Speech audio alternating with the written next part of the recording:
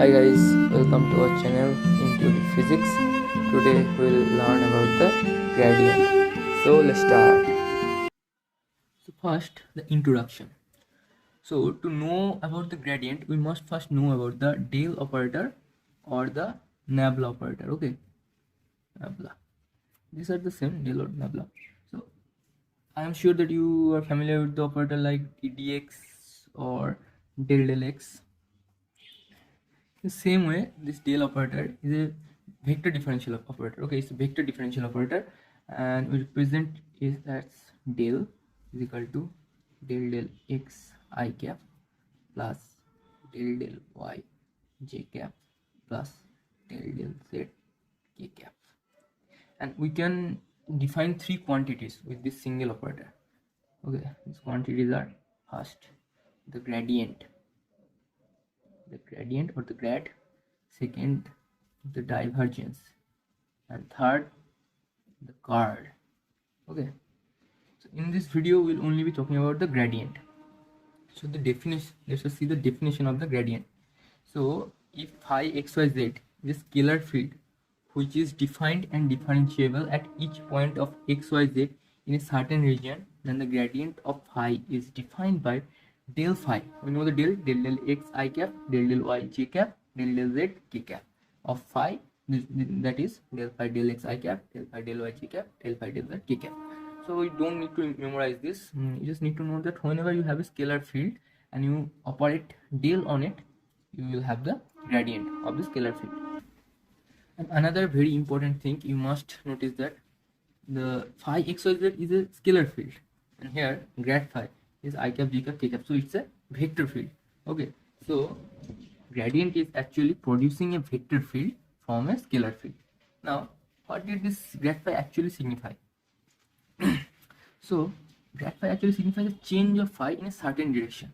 Okay, so to understand it more properly, we'll discuss about the directional derivative. So what is the directional derivative? The component of grad phi in the direction of a unit vector a cap is given by grad phi dot a cap and is called the directional derivative of phi in the direction of a cap. So directional derivative of phi gives us the change of the rate of change of phi in a certain direction. So if you want to calculate the change of phi in the direction of a cap, you just need to calculate grad phi, and you must calculate a cap and take the dot product of this. So this is our directional derivative. Okay, so it can be written as grad phi, magnitude of grad phi dot 1 because it's a unit vector, and cos theta. Theta is the angle between grad phi and a cap. So when will it be maximum? It will be maximum when cos theta will be 1. So cos theta equals to 1. So to cos theta to be 1, theta must be 0. So the directional derivative, that is the change in the rate of change of phi, is maximum when theta is 0. So here the grad phi is a particular direction. You can change the direction of grad phi, but a cap you can change the direction of a cap. So to theta become 0, they must be in the same direction. So a cap must be in the direction of grad phi. Okay, so the directional derivative of a scalar field will be maximum when a cap is the direction of grad phi. And what will be the maximum value of the directional derivative? The maximum value of directional derivative here, if cos theta is 1 and it is also 1, so directional derivative, maximum value of directional derivative is magnitude of grad phi. Okay, it's very important. Let's write it down. The greatest change of phi, that is the maximum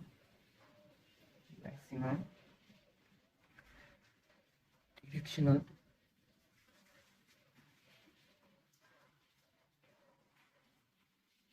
derivative of phi x place in the takes place in the direction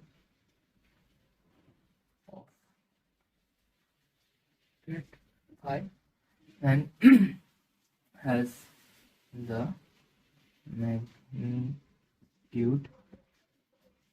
of grad phi. Okay, so to understand this theory properly, we will first solve a problem. So problem 1, here we are given phi, which is equals to x square yz plus 4xz square, and we are first asked to calculate grad phi, then asked to find the directional derivative of phi at a point 1 minus 2 minus 1 in the direction 2 I cap minus j cap minus 2 k cap. And the third question, we are asked in what direction from the point 1 minus 2 minus 1 is the directional derivative of phi a maximum, and what is the magnitude of this maximum. So first let us first calculate the grad phi. So grad phi is equal to grad of the phi is given that, so we know how to calculate it. So del x of phi I cap, del y of phi j cap, del z of phi k cap. Okay, so here del is partial derivative. Okay, del is for partial derivative. So when we are partial derivative against x, yz will be constant. So del x of x square yz will be 2x yz, and del x of 4xz square will be x will be gone, so 4z square I cap. In the same way, we will calculate for I cap and j cap, and we have the grad phi. Okay, so in our second question, we are asked the directional derivative at a point and in a certain direction. So so for this, we must first calculate the grad phi at this certain point 1 minus 2 minus 1. So we can calculate it by replacing x by 1, y by minus 2, z by minus 1. So if x by 1, y by minus 2, and z by minus 1. So minus 1 into minus 2, minus 1 minus 2 is equal to plus 2 into 2 is 4, and z square is equal to 1. So 4 plus 4 is equal to 8 I cap, and in the same way we can find for j cap and k cap, and it will be 8 I cap minus j cap minus 10 k cap. You can calculate it easily. Then we are given the direction is that, but we need to know the unit vector along this direction. So we will calculate the unit vector in the direction of 2 I cap minus j cap minus 2 k cap, and we denote it as a cap. So it is the vector and divided by the magnitude of the vector. So magnitude is 2 square plus minus 1 square plus minus 2 square. So it will be 9. Root over 9 is 3. So 2 by 3 I cap minus 1 by 3 j cap minus 2 by 3 k cap. So the required directional derivative is grad phi dot a cap. So we have grad phi, to find the grad phi, 8 I cap minus j cap minus 10 k cap, and a cap as this. So grad phi dot a cap will be 8 into 2 by 3, that is followed by that is 16 by 3 plus minus 1 into minus 1 by 3 minus plus 1 into 1 by 3 1 by 3, and minus 2 by 3 into minus 10 minus plus 2 into 10 20 by 3, so it will be 37 by 3.